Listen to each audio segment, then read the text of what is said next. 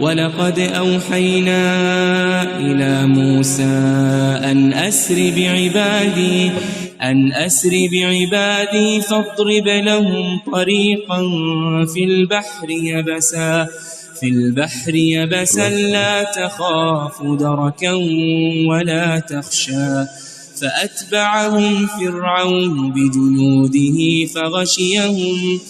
فغشيهم من اليم ما غشيهم وأضل فرعون قومه وما هدى يا بني إسرائيل قد أنجيناكم من عدوكم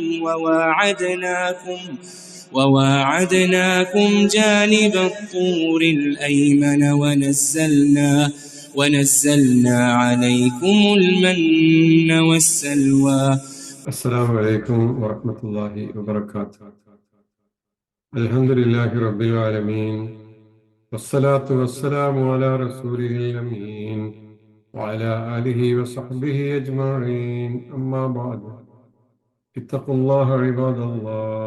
أعوذ بالله من الشيطان الرجيم بسم الله الرحمن الرحيم ولقد أوحينا إلى موسى أن أسر بعبادي فاضرب لهم طريقا في البحر يبسا لا تخاف دركا ولا تخشى فأتبعهم فرعون بجنوده فغشيهم من الغم ما غشيهم وأضل فرعون قومه وما هدى يا بني إسرائيل قد أنجيناكم من عدوكم وواعدناكم جانب الطور الأيمن ونزلنا عليكم المن والسلوى. ഏറെ ആദരണീയരായ സഹോദരി സഹോദരങ്ങളെ, ബഹുമാന്യരായ സത്യവിശ്വാസികളെ, പടച്ചറബിന്റെ വിധിവിലക്കൾ ശ്രദ്ധിച്ച് സൂക്ഷിച്ച് ഈമാനോടുകൂടി ഇഖ്ലാസോടുകൂടി ജീവിക്കാനും ആ വിധം തന്നെ ഈമാനികമായ ഇഖ്ലാസോടുകൂടിയുള്ള ജീവിതത്തോടുകൂടി മരണപ്പെടുന്ന അവസ്ഥ ഉണ്ടാകുന്നതിനും അള്ളാഹു നമ്മെ ഓരോരുത്തരെയും തുണക്കുമാറാകട്ടെ എന്ന് പ്രാർത്ഥിക്കുകയാണ്. പരിശുദ്ധ ഖുർആനിലെ 20-ാം അധ്യായം സൂറത്ത് ത്വാഹയിലെ 33-ാമത് ക്ലാസ്സിൽ കഴിഞ്ഞ തവണ നമ്മൾ പറഞ്ഞു തുടങ്ങിയ 77-ാമത്തെ ആയത്ത് മുതൽക്കാണ് ഇന്ന് നമ്മൾ ഇൻഷാ അല്ലാഹ് പഠിക്കുന്നത്. 77-ാമത്തെ ആയത്ത് ഈ പേജിന്റെ ആദ്യത്തെ ആയത്താണ്. 317-ാമത്തെ പേജിലെ ആദ്യത്തെ ആയത്ത് മുതൽ وَلَقَدْ أَوْحَيْنَا إِلَى مُوسَى أَنْ أَسْرِ بِعِبَادِي فَاضْرِبْ لَهُمْ طَرِيقًا فِي الْبَحْرِ يَبَسًا لَا تَخَافُ دَرَكًا وَلَا تَخْشَى. മൂസാ നബി അലൈഹിസ്സലാമയോട് ഫറോവയിൽ നിന്ന് രക്ഷപ്പെടാൻ വേണ്ടി, നാട് വിട്ടു പോകാൻ വേണ്ടി ആവശ്യപ്പെടുന്ന സന്ദർഭമാണ്. അള്ളാഹു മൂസാ നബിയോട് പറയുകയാണ്, അദ്ദേഹത്തിന് വഹീ നൽകിക്കൊണ്ട് സംസാരിക്കുകയാണ്. വലഖദ് ഔഹൈനാ ഇലാ മൂസ, നാം മൂസാക്ക് ബോധനം നൽകുകയുണ്ടായി. അന്നസ്രി ബിഇബാദി, എന്റെ അടിമകളെയും കൊണ്ട് താങ്കൾ രാത്രി പലായനം ചെയ്യണം എന്ന്, രാത്രി പോകണം എന്ന്. നമ്മൾ പറഞ്ഞു, രാത്രിയുള്ള യാത്രയും ഇസ്രാ മെഹറാജ് എന്നൊക്കെ പറയുന്ന വാക്ക് അസ്രി, ഇതുമായിട്ട് ബന്ധപ്പെട്ട വാക്കാണ്. ബി ഇബാദി, എന്റെ അടിമകൾ എന്നതിന്റെ പ്രത്യേകതയും നമ്മൾ കഴിഞ്ഞ തവണ സൂചിപ്പിച്ചു. അങ്ങനെ യാത്ര ചെയ്യുമ്പോൾ അവരുടെ മുന്നിൽ സമുദ്രം ഒരു തടസ്സമായി വരുന്നു. പിന്നിലാണെങ്കിൽ ശത്രു സൈന്യങ്ങൾ അവരെ ഫോളോ ചെയ്യുകയും ചെയ്യുന്നുണ്ട്.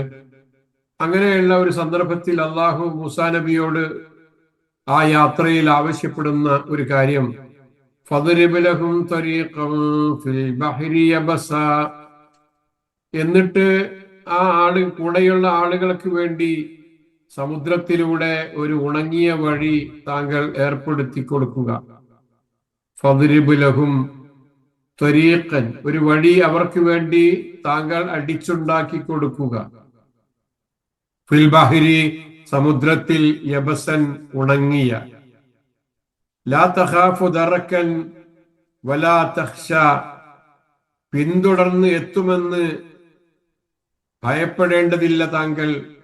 വലാ തഖ്ശ, അതേപോലെ മുന്നിൽ ഭാവിയെ സംബന്ധിച്ച് വരാനുള്ള കാര്യങ്ങളെ സംബന്ധിച്ചും ഒരിക്കലും താങ്കൾ ഭയപ്പെടേണ്ടതില്ല. മുന്നിൽ എന്താണെന്ന കാര്യത്തെ സംബന്ധിച്ച് ഭയപ്പാട് വേണ്ട. പിന്നിലുള്ളവരെ സംബന്ധിച്ചും താങ്കൾ പേടിക്കേണ്ടതില്ല എന്ന് പറഞ്ഞുകൊണ്ടാണ് ആയത്ത് അവസാനിപ്പിക്കുന്നത്. അതിന്റെ ആദ്യ ഭാഗങ്ങൾ നമ്മൾ സംസാരിച്ചു കഴിഞ്ഞു. ഇവിടെ അള്ളാഹു ആവശ്യപ്പെടുന്നത് ഫദ്രിബ് ലഹും ത്വരീഖൻ ഫിൽ ബഹരി യബസൻ, കടലിൽ ഒരു ലർബ്, ഒരടി അടിച്ചിട്ട് അവിടെ ഒരു വഴി ഉണ്ടാക്കാനാണ്. കേവലം സാധാരണ ചെളി നിറഞ്ഞ വഴിയല്ല, ഉണങ്ങിയ, അവർക്ക് സഞ്ചരിക്കാൻ സാധിക്കുന്ന വിധത്തിലുള്ള നല്ലൊരു വഴി അതുകൊണ്ട് രൂപപ്പെടും. അപ്പൊ മൂസാ നബി അലൈഹിസ്സലാം എന്ത് ചെയ്യണമെന്ന് ആശങ്കയോടുകൂടി നിൽക്കുമ്പോ അള്ളാഹു പറയുന്ന ഒരു കാര്യമാണ് ഫദ്രിബ്, താങ്കൾ അടിക്കുക. ലറബ എന്ന വാക്കിന് അടിക്കുക എന്ന് മാത്രമല്ല അർത്ഥമുള്ളത്. സാധാരണ നാണയം അടിക്കുക എന്ന് പറഞ്ഞാൽ ഒരു ലോഹ കഷ്ണത്തെ ഒരു നാണയമാക്കി മാറ്റുക എന്നാണല്ലോ അതുകൊണ്ട് ഉദ്ദേശിക്കുന്നത്. നാണയം അടിക്കുക എന്ന് പറഞ്ഞാൽ ഒരു ലോഹ കഷ്ണം ഒരു നാണയമാക്കി മാറ്റുകയാണ്, ഉപകാരമുള്ള ഒരു സംഗതിയാക്കി മാറ്റുകയാണ്. അതേപോലെയാണ് ഇവിടെ അള്ളാഹു സമുദ്രത്തെ താങ്കൾ അടിക്കുക എന്ന് പറയുമ്പോൾ, സമുദ്രത്തിൽ അടിച്ചാൽ അവിടെ അവർക്ക് യാത്ര ചെയ്യാനുള്ള ത്വരീഖൻ യബസൻ, ഒരു സൗണ്ട് കുറവാണെന്ന് പറയുന്നതാണോ?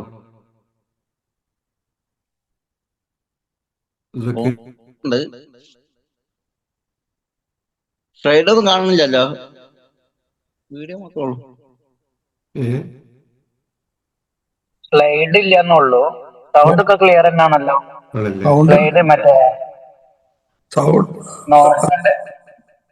സൗണ്ട് ക്ലിയർ ആണ്. ഇതിപ്പോ സെലഫിനെ കാണാനുണ്ട്.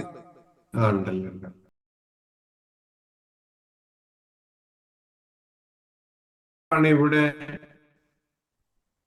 അള്ളാഹു കൂടി സമുദ്രത്തിൽ ഒരു രൂപപ്പെടുത്തുക, ഉണ്ടാക്കുക, സ്ഥാപിക്കുക എന്നാണ്. അപ്പൊ ഇതൊരു വഴി സ്ഥാപിക്കലാണ്. അവർക്ക് യാത്ര ചെയ്യാനുള്ള ചെളിയോ നനവോ ഇല്ലാത്ത, കാലുകൾ കൊണ്ട് നടക്കാൻ പാകത്തിലുള്ള പൂർണ്ണമായും ഉണങ്ങിയ ഒരു വഴിയാണ് യബസൻ എന്ന് പറഞ്ഞതിന്റെ അർത്ഥം. പൂർണ്ണമായി ഉണങ്ങിയ ഒരു വഴി അവിടെ രൂപപ്പെട്ടു വന്നു എന്നത് ഒരു മഹാത്ഭുതമല്ലേ? കാരണം ഒരു സമുദ്രത്തിൽ എത്ര പെട്ടെന്നാണ് ഒരു വഴിയുണ്ടാകുന്നത്. ആ വഴി ചെളി നിറഞ്ഞതല്ല, കാലങ്ങളോളം എടുക്കില്ലേ. സമുദ്രത്തിൽ ഒരു വെള്ളം വറ്റിയാൽ തന്നെ അവിടെയുള്ള ചളി മാറിപ്പോയി നല്ലൊരു വഴിയായി മാറാൻ കാലങ്ങളോളം പിടിക്കില്ലേ. പക്ഷെ അങ്ങനൊന്നും താമസമില്ലാത്ത വിധത്തിൽ കൃത്യമായ അള്ളാഹു ഒരു സംവിധാനം അവിടെ ഏർപ്പെടുത്തി എന്ന് നമ്മളിത് ഈ ഒരു ആയത്തിന്റെ വിശദീകരണം എന്നോണം മനസ്സിലാക്കുക. ഇവിടെ എന്നിട്ട് അള്ളാഹു വീണ്ടും മൂസാ നബിക്ക് നൽകുന്ന ധൈര്യം എന്ന് പറയുന്നത് ലാ തഖാഫു ദറക്കൻ വലാ തഖ്ശ എന്നാണ്. തഖാഫു എന്ന് പറഞ്ഞാലും തഖ്ശ എന്ന് പറഞ്ഞാലും താങ്കൾ ഭയപ്പെടുന്നു എന്നാണ്. ലാ തഖ്ശ ലാ തഖാഫു എന്ന് പറഞ്ഞാൽ ഭയപ്പെടേണ്ടതില്ല എന്നാണ് രണ്ടിന്റെയും അർത്ഥം. പക്ഷെ ഇവിടെ കൃത്യമായി അതുകൊണ്ട് ഉദ്ദേശിക്കുന്നത് ലാ തഖാഫു ദറക്കൻ എന്ന് പറഞ്ഞാൽ ഫറോവ താങ്കളെ പിടികൂടുമെന്ന് താങ്കൾ ഭയപ്പെടേണ്ടതില്ല. വലാ തഖ്ശ എന്ന് പറഞ്ഞാൽ മുന്നിലുള്ള കടലിൽ മുങ്ങിപ്പോകുമോ എന്നും താങ്കൾ പേടിക്കേണ്ടതില്ല. അപ്പൊ അവരുടെ മുമ്പിലുള്ള രണ്ട് ഭയപ്പാടുകളെ കൃത്യമായി അള്ളാഹു നീക്കിക്കൊടുക്കുന്നു. സൂറത്ത് ശുഅറായിൽ അള്ളാഹു പറഞ്ഞിട്ടുണ്ട്, ഫൗഹൈനാ ഇലാ മൂസ അനിദ്രിബ് ബിഅസാകൽ ബഹർ ഫൻഫലക ഫകാന കുല്ലു ഫിർഖിൻ കത്തൗദിൽ അദീം. അവിടെ മൂസാ നബിയോട് സമുദ്രത്തിനടിക്കാൻ പറഞ്ഞു. ആ സമുദ്രം ആ സമയം രണ്ട് ഭാഗത്തേക്കും മാറി നിന്ന് വലിയ മലകളെപ്പോലെ, വലിയ രൂപത്തിൽ വലിയ മലകളായി ആ വെള്ളം അങ്ങോട്ടും ഇങ്ങോട്ടും മാറി നിന്ന് കൊടുത്തു എന്ന് സൂറത്ത് ശുഅറായിൽ പറയുന്നുണ്ട്. അപ്പൊ ഒരു വഴി ഉണ്ടായി എന്ന് മാത്രമല്ല, രണ്ട് ഭാഗത്തേക്കും അത് മാറിക്കൊടുത്തിട്ട് ആ വെള്ളം ഒരു പദാർത്ഥം പോലെ, ഒരു വൻ മലകളെ പോലെ രണ്ട് ഭാഗത്തേക്കും മാറിക്കൊടുത്തു എന്നുള്ള അത്ഭുതവും അവിടെ സംഭവിക്കുന്നുണ്ട്. അപ്പൊ ഒരു ഭാഗത്ത് ശത്രുവും മറുഭാഗത്ത് കടലും എന്ന അങ്ങേയറ്റം പ്രതിസന്ധി നിറഞ്ഞ ഒരു ഘട്ടത്തിൽ മുന്നോട്ടും പിന്നോട്ടുമുള്ള യാത്ര വളരെ ദുർഘടമായിരിക്കുന്ന ഒരു രംഗത്ത് അങ്ങനെയുള്ള ഒരു ഭയപ്പാടിൽ നിന്ന് അള്ളാഹു അവർക്ക് സംരക്ഷണം നൽകിയ കഥയാണ് അള്ളാഹു മൂസാ നബിയുടെ ചരിത്രത്തിലൂടെ നമ്മളെ കേൾപ്പിക്കുന്നത്. ആളുകളൊക്കെ അവിടെ വിളിച്ചു പറയുന്നുണ്ട്, ഖാല സഹാബ മൂസ ഇന്നാ ലമുദ്റകൂൻ. മൂസാ നബിയുടെ ആളുകൾ പറഞ്ഞുകൊണ്ടിരിക്കുന്നുണ്ട്, തീർച്ചയായും നാം പിടികൂടപ്പെടാൻ പോവുകയാണ്.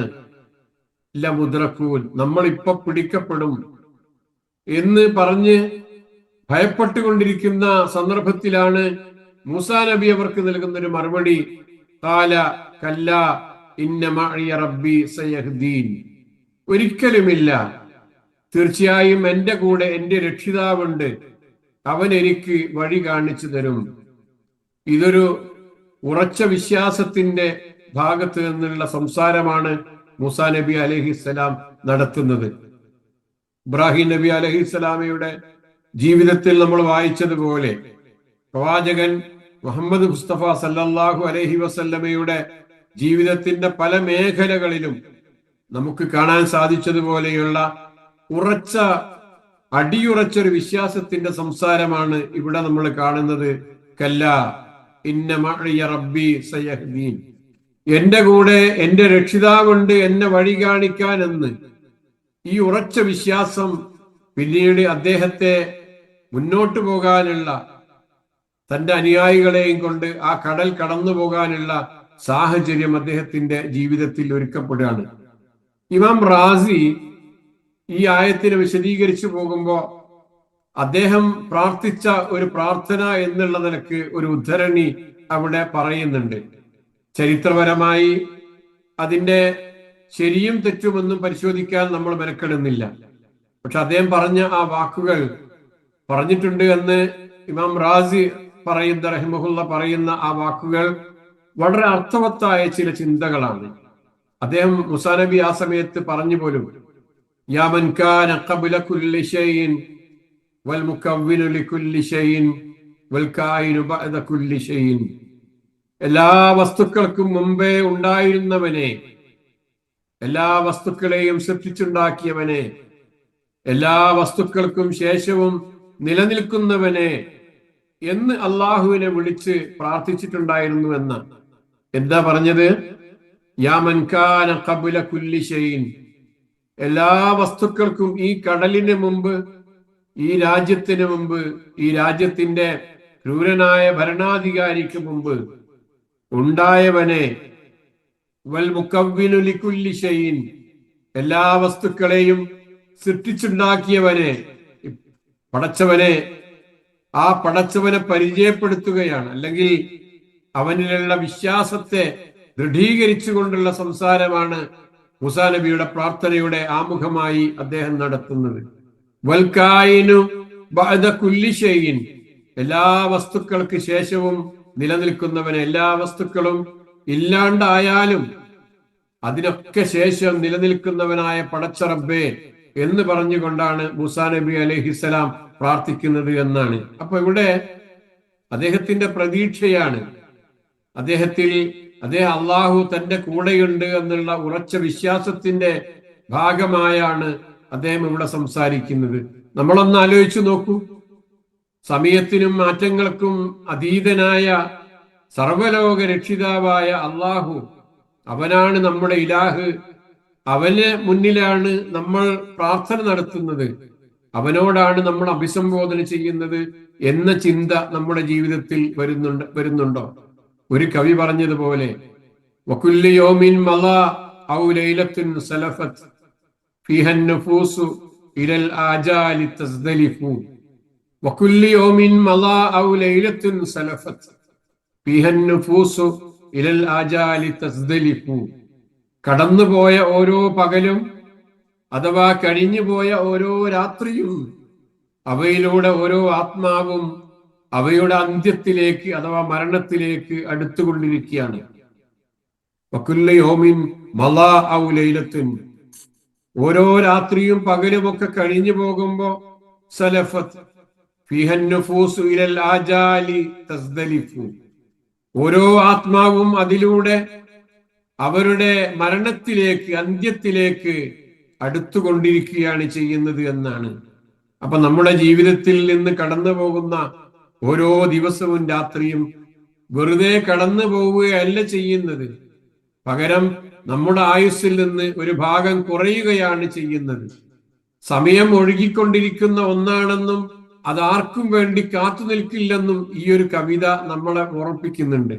ഇത് പറഞ്ഞത് എന്തിനാണെന്നറിയാമോ? അതിന്റെ അവസാന ഭാഗം നമ്മൾ കാണുന്നുണ്ട്, തസ്ദലിഫു എന്ന് ഒരു വാക്ക്. അടുത്തുകൊണ്ടിരിക്കുന്നു എന്നാണ് അതിന്റെ അർത്ഥം, അല്ലെങ്കിൽ സമീപിക്കുന്നു എന്നാണ് അതിന്റെ അർത്ഥം. നാം ജനിച്ച നിമിഷം മുതൽ നമ്മുടെ മരണത്തിലേക്കുള്ള യാത്രയിലാണ് നമ്മൾ, അല്ലേ? ഓരോ ഉദയവും ഓരോ അസ്തമയവും നമ്മെ നമ്മുടെ ഖബറിലേക്ക് അല്ലെങ്കിൽ അന്ത്യത്തിലേക്ക് ഒരു ചുവട് കൂടി അടുപ്പിച്ചുകൊണ്ടിരിക്കുകയാണ്. മനുഷ്യൻ സാധാരണയായി ദുനിയാവിലെ തിരക്കുകളിൽപ്പെട്ട് തന്റെ അന്ത്യത്തെക്കുറിച്ച് മറന്നു പോകുന്നു. എന്നാൽ ഓരോ രാത്രിയും പകലും നിശബ്ദമായി നമ്മളെ ഓർമ്മിപ്പിക്കുന്നത് നിന്റെ സമയം കുറഞ്ഞുകൊണ്ടിരിക്കുകയാണ് എന്നാണ്. ഈ ഒരു ബോധം മനുഷ്യനെ കൂടുതൽ നന്മ ചെയ്യാനും അവനെ ഫലപ്രദമായി വിനിയോഗിക്കാനും മനുഷ്യനെ പ്രേരിപ്പിക്കുന്നു. ഇങ്ങനെ ഒരു ചിന്ത മനുഷ്യന്റെ ജീവിതത്തിൽ ഉണ്ടെങ്കിലാണ് റബ്ബിലുള്ള യഥാർത്ഥ വിശ്വാസവുമായി ജീവിതത്തിൽ മുന്നേറാൻ സാധിക്കുക. അല്ലെങ്കിൽ പതറിപ്പോകും. എന്തെങ്കിലും തരത്തിലുള്ള ആക്ഷേപങ്ങളോ പരിഹാസങ്ങളോ കേൾക്കുമ്പോഴേക്ക് മനുഷ്യൻ ജീവനൊടുക്കുന്ന, അവനെ തന്നെ നശിപ്പിക്കുന്ന അവസ്ഥയിലേക്ക് കടന്നു വരുന്നത് പ്രപഞ്ച രക്ഷിതാവായ അള്ളാഹുവിലുള്ള അചഞ്ചലമായ വിശ്വാസം ഇല്ലാത്തത് കൊണ്ടാണ്. ഏകനായ റബ്ബ് രാത്രിയും പകലും എന്നെ ജീവിപ്പിക്കുന്നു, എന്റെ ജീവിതത്തിന്റെ നിമിഷങ്ങൾ എന്നിലൂടെ കടന്നു പോകുമ്പോ ആ റബ്ബിലുള്ള അചഞ്ചലമായ വിശ്വാസത്തിന് എനിക്ക് യാതൊരു കോട്ടവും തട്ടരുത് എന്ന ഉറച്ച വിശ്വാസത്തോടു കൂടി ഒരാൾ മുന്നോട്ട് പോകേണ്ടത് ഏതൊരു വിശ്വാസിയെ സംബന്ധിച്ചിടത്തോളം ആവശ്യമാണ് എന്ന് ഇത്തരുണത്തിൽ ഓർമ്മപ്പെടുത്തുകയാണ്. അപ്പൊ മൂസാ നബി അലൈഹിസ്സലാം, അള്ളാഹു മൂസാ നബിക്ക് ധൈര്യം നൽകുന്നു. ലാ തഖാഫ് ദറകൻ വലാ തഖ്ശൻ, കഴിഞ്ഞുപോയത് ഓർത്തുകൊണ്ട് ഭയപ്പെടേണ്ടതില്ല, മുന്നിലുള്ള കാര്യത്തെ സംബന്ധിച്ചും പേടിക്കേണ്ടതില്ല, പിന്നിൽ വരുന്ന ശത്രുക്കളെ ഭയപ്പെടേണ്ടതില്ല, മുന്നിൽ കാണുന്ന ആ പാരാപാരം പോലെ വിശാലമായി കിടക്കുന്ന ആ സമുദ്രവും കണ്ട് ഭയപ്പെടേണ്ടതില്ല എന്ന് മൂസാ നബി അലൈഹിസ്സലാമക്ക് ധൈര്യം നൽകുന്നു. അപ്പൊ അള്ളാഹു മൂസാ നബിയോട് ഒരു കാര്യം കൽപ്പിച്ചു. എന്താ പറഞ്ഞത്? ഇലാ അൻ അസ്രി ബി ഇബാദി, എന്റെ അടിമകളെയുമായി താങ്കൾ ഈ രാത്രി തന്നെ പുറപ്പെട്ടു പോകണമെന്ന്. അങ്ങനെ ഒരു കാര്യം കൽപ്പിച്ചാൽ അള്ളാഹു അത് പൂർത്തിയാക്കാനുള്ള മാർഗവും പടച്ചതവൻ തന്നെ ഒരുക്കി കൊടുക്കുമെന്നത് ഒരു വസ്തുതയാണ്. അതാണ് അള്ളാഹു ഇവിടെ മൂസാ നബി അലൈഹിസ്സലാമക്ക് ഒരുക്കി കൊടുക്കുന്നത്. മനുഷ്യന്റെ ബുദ്ധിക്ക്, അവന്റെ യുക്തിക്ക് അസാധ്യമായി തോന്നുന്ന കാര്യങ്ങളാണ് ഇവിടെ നടന്നത്. കടലിൽ ഒരു വഴിയൊരുക്കുന്നു. ആ വഴി വളരെയേറെ സുഭദ്രമായ, സുരക്ഷിതമായ വിധത്തിൽ അവർക്ക് നടന്നു പോകാനുള്ള സാധ്യതകൾ, എല്ലാവിധ സൗകര്യങ്ങളും ആ വഴിയിലൂടെ അവർക്കുണ്ട്. ഉണ്ടായിത്തീരുന്നു. അപ്പൊ ഇവിടെ നമ്മളൊന്ന് ആലോചിക്കുക, മൂസാ നബി അലൈഹിസ്സലാം സംസാരിച്ചതുപോലെ, അതേപോലെ മറ്റുള്ള പ്രവാചകന്മാർ നമ്മൾ കണ്ടതുപോലെ അള്ളാഹുവിൽ പൂർണ്ണമായി തവക്കുൽ ചെയ്യേണ്ടതിന്റെ, ഭരമേൽപ്പിക്കേണ്ടതിന്റെ പ്രാധാന്യം ഇവിടെ നമ്മളെ ഉറപ്പുടെ നടുവിൽ നിൽക്കുമ്പോൾ മനുഷ്യന് പലതരത്തിലുള്ള ഭയങ്ങൾ ഉണ്ടാകും. ഭൂതകാലത്തെക്കുറിച്ചുള്ള ഭയം ഉണ്ടാകും, ഭാവിയെക്കുറിച്ചുള്ള ആശങ്കയുണ്ടാകും.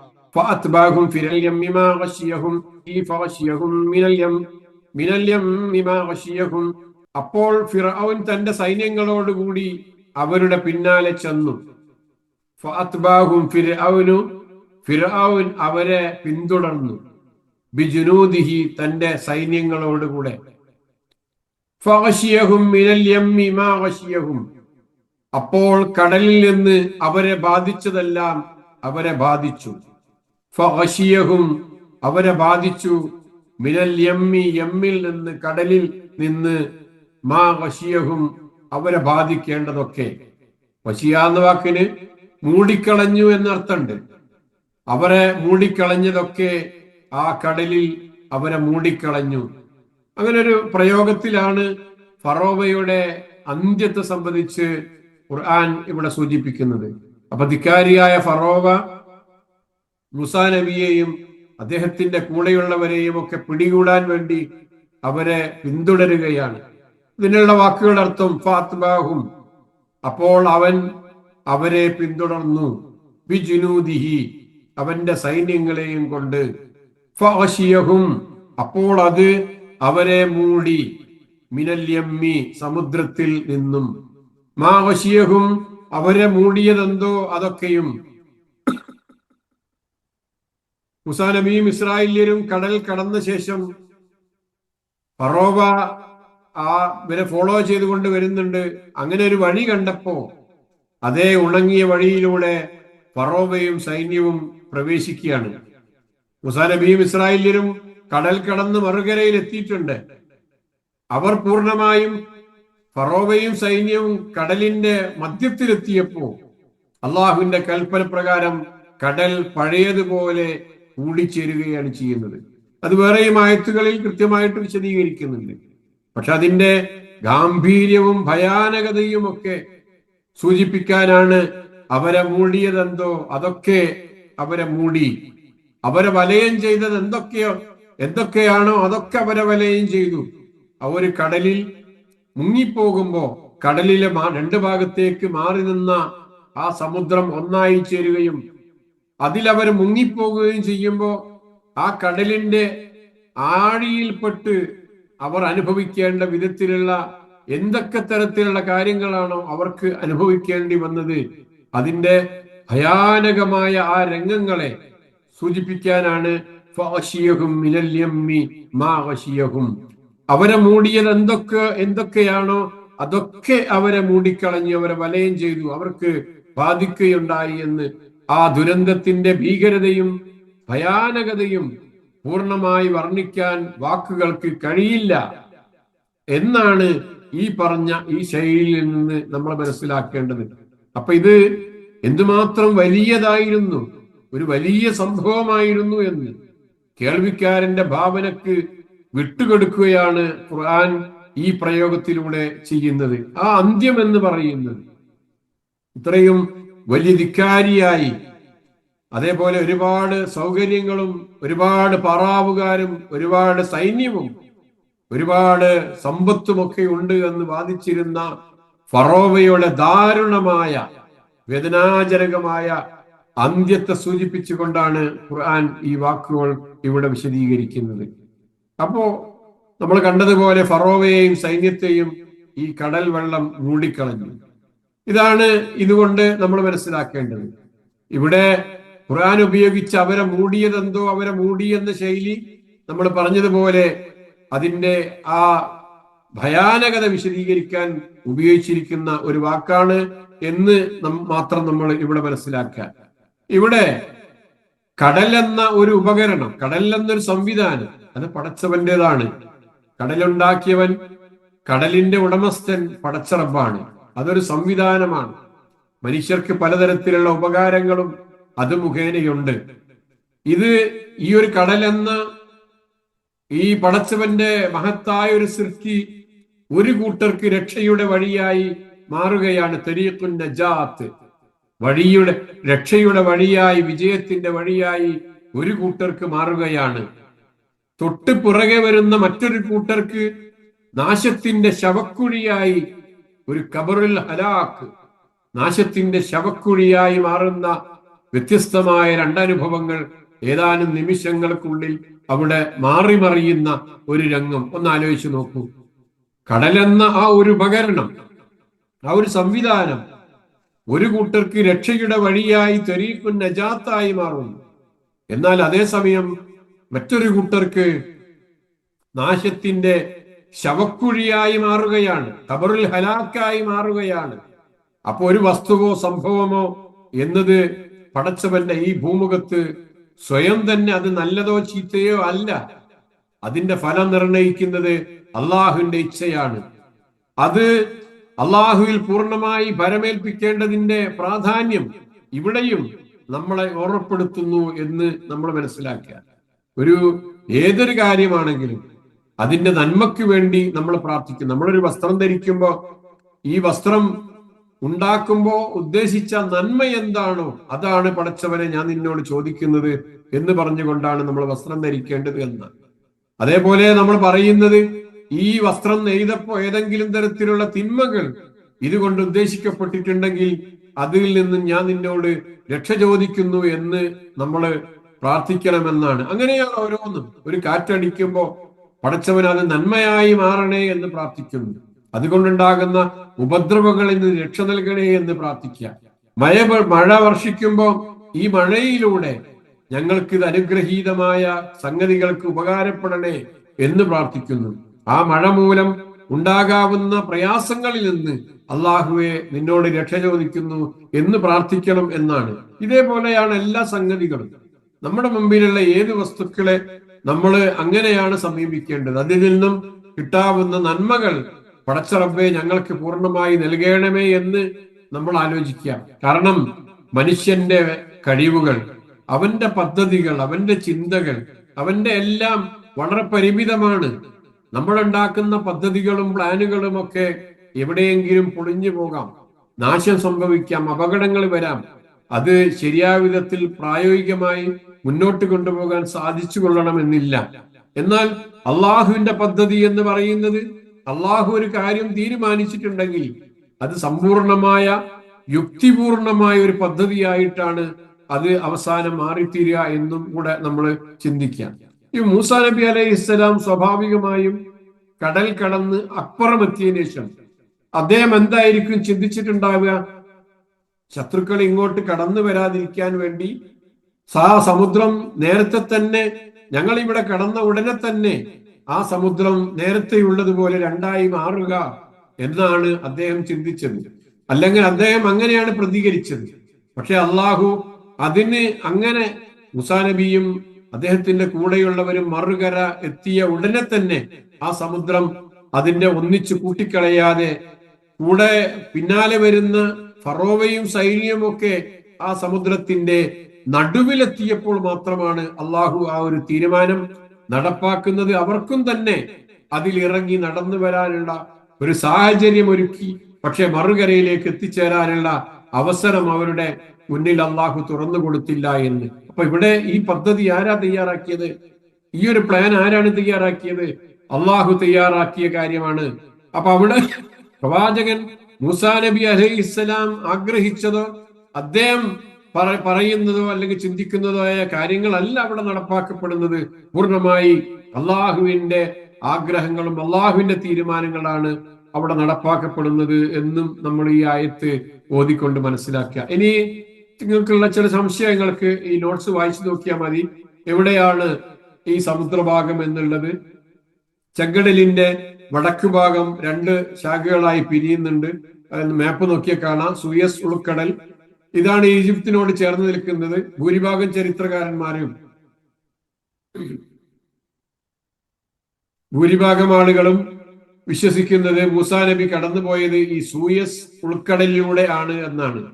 എന്നാൽ വേറൊരു വിഭാഗം അഖബ ഉൾക്കടൽ, ചില ആധുനിക ഗവേഷകർ മൂസാ നബി കടന്നത് ഈ അഖബ എന്ന ആ നുവൈബ എന്ന സ്ഥലം വഴി ആണ് കടന്നുപോയത് എന്ന് അഭിപ്രായപ്പെടുന്നുണ്ട്.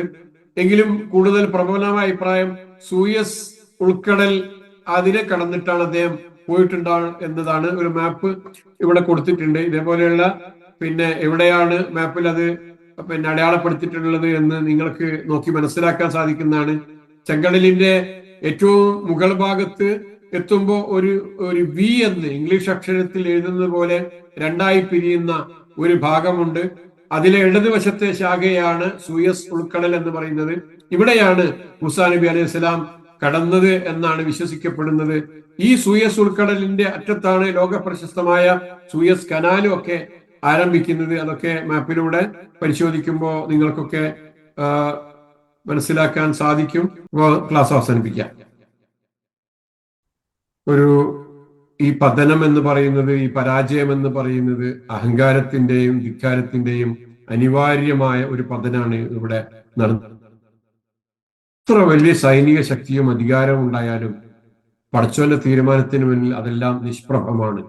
ഇവിടെ അഹങ്കരിക്കുന്ന ആളുകളും ഇങ്ങനെ ഒരു ചിന്ത അല്ലല്ലോ. പടച്ചവന്റെ അധികാരത്തെ സംബന്ധിച്ച്, ലോകത്ത് നടന്നിട്ടുള്ള സംഗതികളെ സംബന്ധിച്ചൊന്നും ബോധമില്ലാത്ത ആളുകളാണ് ഈ തരത്തിലുള്ള ലോകത്ത് ഇത്രയും ക്രൂരത. നൈൽ നദിയും കടലും ആണ് ഫറോവയുടെ അന്ത്യത്തിന് സംബന്ധിച്ചിടത്തോളം അവരുടെ ജീവന്റെയും ഒഴികാരങ്ങളെയും ധിക്കാരങ്ങളെയും ഒക്കെ എതിർത്തുകൊണ്ടുള്ള ഒരു സംഭവം അവിടെ രൂപപ്പെട്ടു വരുന്നത്.